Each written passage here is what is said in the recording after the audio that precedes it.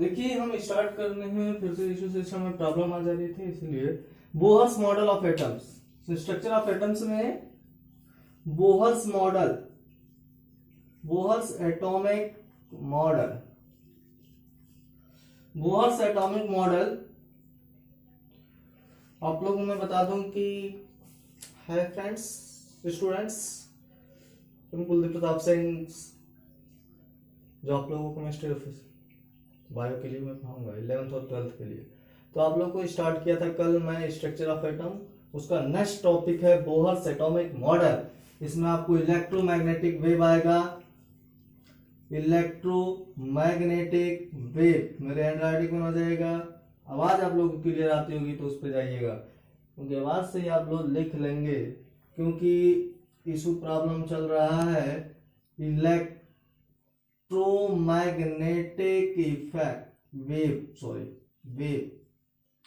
इसमें आपका एक कोई फार्मूला होता है C = म्यू लैम्डा, यानी प्रकाश की तीव्रता जिसकी वैल्यू होती है 3 × 10⁻³ मीटर पर सेकेंड। लैम्डा है फ्रीक्वेंसी होता है जिसका SI यूनिट जो होता है हर्ट्ज होता है।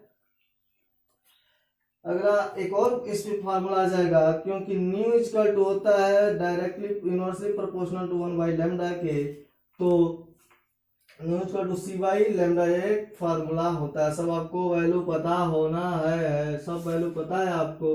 अब आता है आपको एक चार्ट है रे, gamma ray, ultra gamma ray, X ray, ultraviolet और इंफ्रारेड। तो अल्ट्रावायलेट और इंफ्रारेड के बीच का जो होता है रीजन उसको हम विजिबल बोलते हैं। विजिबल रीजन का होता है, विजिबल स्पेक्ट्रम का होता है, जिसका वैल्यू होता है, रेंज जो होता है 400 नैनोमीटर से 750 नैनोमीटर। अब आता है आपका black body.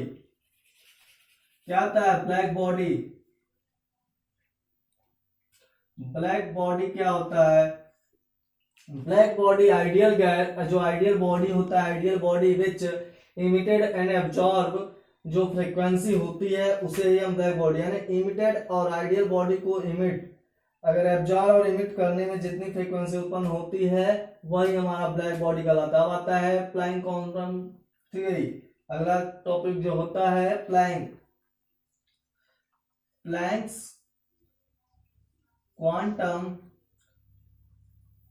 Theory. Planck's quantum theory में आपको मैं बता दूं कि इसमें E डायरेक्टली प्रोपोर्शनल टू होता है, E directly proportional to frequency, और E = आपका होता है, आप जानते होंगे H न्यू, और H न्यू E आपका होता है energy of one quanta, energy of one quanta. New आपको फ्रीक्वेंसी है, H आपका प्लैंक कांस्टेंट है, तो H आपका प्लैंक कांस्टेंट जिसकी वैल्यू होती है, प्लैंक कांस्टेंट इसको बोलते हैं, वैल्यू होती है 6.6 × 10⁻34 जूल सेकेंड। क्या होती है? 34 जूल सेकेंड होती है। अब आपका आता है एनर्जी लॉस कितना कर रहा है, गेन कितना कर रहा है। एनर्जी लॉस तो मैं तेजी से बता रहा हूं, तो इशू प्रॉब्लम की वजह से थोड़ा तेजी से बताया जा रहा है।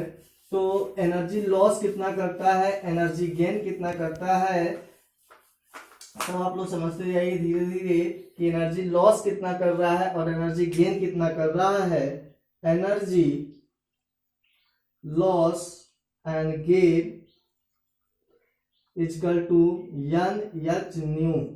ठीक, NH/न्यू एक फार्मूला निकल के आता है, इस पे बहुत इंपॉर्टेंट फार्मूला है, वो फार्मूला है E = hc/λ। hc/λ energy of one quanta, lambda आपको वेलोसिटी वेवलेंथ पता है, प्लैंक कांस्टेंट, और ये प्रकाश की तीव्रता। अब अगला क्वेश्चन आता है इसी पे, लगे हाथों कि 1 इलेक्ट्रॉन वोल्ट = 1.6 × 10⁻19 जूल होता है। याद होना चाहिए कि 1 इलेक्ट्रॉन वोल्ट = 1.6 × 10⁻19 जूल होता है। अब आता है आपका फोटो इलेक्ट्रिक, यानी क्वेश्चन आता है कि फोटोन जो होता है which light has max energy, किसका फोटोन लाइट जो होता है किस कलर का एनर्जी मैक्स होगा, तो वायलेट का एनर्जी मैक्स होता है, क्वेश्चन आता है। अब आता है E = hν, आपने पढ़ा भी, E = hν अभी बताया हूं इससे पहले। तो देखिए विबग्योर आता है, विबग्योर इसका मतलब आपको violet indigo, blue, green, yellow, orange, red. इसका जो लैम्डा डिफ्लेक्शन होता है वो लैम्डा डिफ्लेक्शन मिनिमम होता है, और इसका जो होता है लैम्डा डिफ्लेक्शन मैक्स होता है अगर फ्रीक्वेंसी बढ़ रही है। अगर इधर से इधर जाएगा, रेड से वायलेट की तरफ जा रहा है तो फ्रीक्वेंसी भी बढ़ेगी। और एक और क्वेश्चन है कि विल बी फ्रीक्वेंसी अगर इंक्रीज कर रहा है तो इंफ्रारेड और काइनेटिक एनर्जी भी इंक्रीज करेगा। ठीक, एनर्जी भी इंक्रीज करेगा। अगला क्वेश्चन आपको मैं बता दूं यहीं पे, एक आपका काइनेटिक एनर्जी होता है, kinetic energy is equal to minus potential energy by 2, total energy is equal to potential energy by 2। ये आपका काइनेटिक एनर्जी पोटेंशियल एनर्जी के हाफ होता है माइनस नेगेटिव में, और टोटल एनर्जी पोटेंशियल एनर्जी के हाफ होता है पॉजिटिव में। ये आपका है, और आपका kinetic energy is equal to minus total energy भी होता है। Kinetic energy is equal to sorry minus potential energy भी होता है। ये आप लोग को पता होना चाहिए। अब अगला इसी पे लगे हाथों में बता रहा हूं, क्योंकि कल आप लोगों का स्टार्ट होगा क्वांटम नंबर, तो डी ब्रॉगली तक हमको समाप्त करना है। कहाँ तक? डी ब्रॉगली वेवलेंथ तक हमको समाप्त करना है। तो आगे आपको हम ले चलूं। क्वेश्चन आपका एक क्वेश्चन है कि which of the following is not emitted by radioactive substance. AIIMS 1997 का क्वेश्चन है कि which of the following is not emitted by radioactive substances. क्या होगा? ऑप्शन है proton, positron, alpha ray, beta ray. तो इसका आंसर होगा proton. Generally emitted जो लिमिट होती है विजुअल स्पेक्ट्रम का कितना होता है एंगस्ट्रॉन में? 4000 से 7000 एंगस्ट्रॉन होता है। अगला मैं आप लोग को ले चलता हूं कि अगला जो आपका फोटो इलेक्ट्रिक इफेक्ट जो है, फोटो इलेक्ट्रिक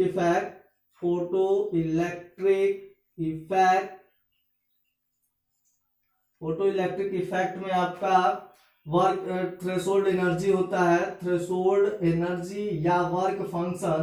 तो work function W equal to h nu, work function W equal to h nu होता है। अब इसी लगे हाथों में मैं बता दूं आप लोगों को कि ध्यान से सुनिएगा, एंगुलर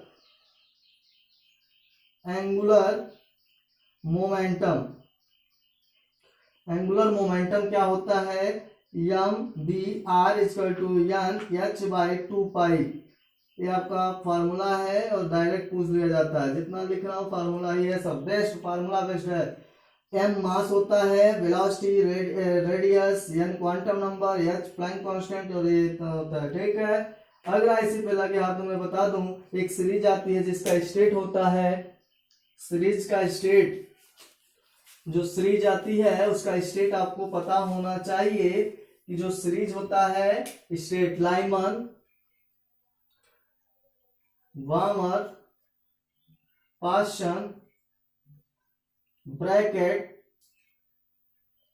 फूंड। इसका N1 N2 और रीजन क्या है, और ये स्टेट है आपका। सीरीज 5 सीरीज होते हैं, इसका 1 2 3 4 5, इसका 2 3 3 4 4 5 5 6 6 7। इसका देखिए ये आपका अल्ट्रा वायलेट हो जाएगा। अल्ट्रा वायलेट को हम यहाँ पे सिंबल UV से दर्शाते हैं। अल्ट्रा वायलेट, विजिबल, और ये इंट्रा रेड होगा, ये सब इंट्रा रेड हो जाएगा। अल्ट्रा वायलेट लाइमन होता है, वामन विजिबल होता है, पास्चन से 4 तक इंट्रा रेड होता है।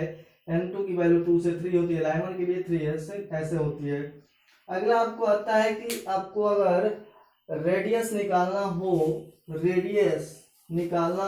तो रेडियस कैसे निकालेंगे, और एक रिडबर्ग कांस्टेंट आता है। रिडबर्ग कांस्टेंट ही बता देता हूं, उसके बाद वो बताऊंगा। Rydberg constant 1/λ equal to RZ square 1/N1 minus 1/N2। Square होता है, शायद स्क्वायर होना चाहिए क्योंकि दोनों में स्क्वायर ही होगा, तभी जाके आपका लगता है, क्योंकि स्क्वायर होगा, स्क्वायर इसमें होता होगा तभी जाके लोअर टू हायर लगेगा। हाँ स्क्वायर होता है, वही मैं बोल रहा हूँ स्क्वायर। रिडबर्ग कांस्टेंट होता है, इसको हम बोलते हैं रिडबर्ग कांस्टेंट। रिडबर्ग कांस्टेंट जो होते वैल्यू 1.097 इंटू 10 मीटर। ठीक, एक लोअर होता है और एक हायर होता है, और इसी लगे हाथों में बता दो यहीं पे, अगर कोई भी इलेक्ट्रॉन हायर लेवल से n=1 पे गिर रहा है तो लाइमन सीरीज होगा। क्या होगा? 1 लाइमन, अगर 1 पे गिर रहा है हायर लेवल से तो वह लाइमन सीरीज होगा कोई भी इलेक्ट्रॉन।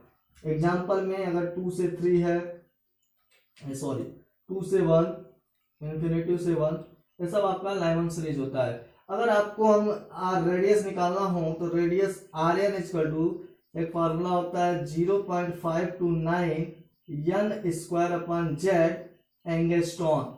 ये आपका बहुत ही मोस्ट इंपॉर्टेंट फार्मूला है, और ये आपको अगर पता होगा तो आपको सब वेवलेंथ आपको पता चल जाएगा, क्योंकि ये सब आपको पता होना चाहिए कि इसका फ्रीक्वेंसी इतना होता है। देखिए वही बताया ना, n² एंगस्ट्रॉन में होता है। अगर वैसे ही अगर Vn निकालना हो तो Vn भी वही होगा, 2.18 हो जाएगा, बाकी सब वही होगा। अगर वेलोसिटी निकालना हो तो वेलोसिटी भी यहाँ Vn निकाल दीजिए, 2.18 इंटू 10⁶ Z/n मीटर पर सेकेंड होता है।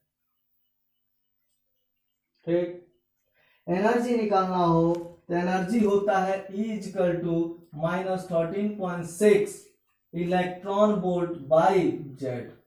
जेड नहीं होगा, एम होगा। देखिए एक और चीज मैं आप लोगों को बता दूं कि जो स्टेट होता है ग्राउंड स्टेट, एक्साइटेड स्टेट, उसमें अगर आपकी वैल्यू पता होगी डायरेक्ट पूछ दिया जाता है और भरने के लिए आ जाता है, ऑप्शनल में आ जाएगा, चाहे ऐसे पूछ दिया जाएगा। तो देखिए E1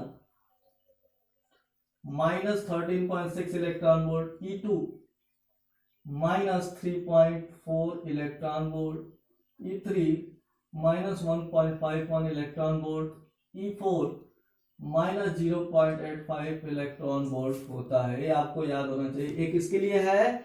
हाइड्रोजन एटम के लिए। किसके लिए हाइड्रोजन है? Z=1 होता है, हाइड्रोजन एटम के लिए होता है। E1 -13.6 electron volt, E2 -3.4 electron volt, E3 -1.51 electron volt, E4 -0.85 electron volt होता है। मैंने बताया ना अभी आपको, सब कुछ वही है।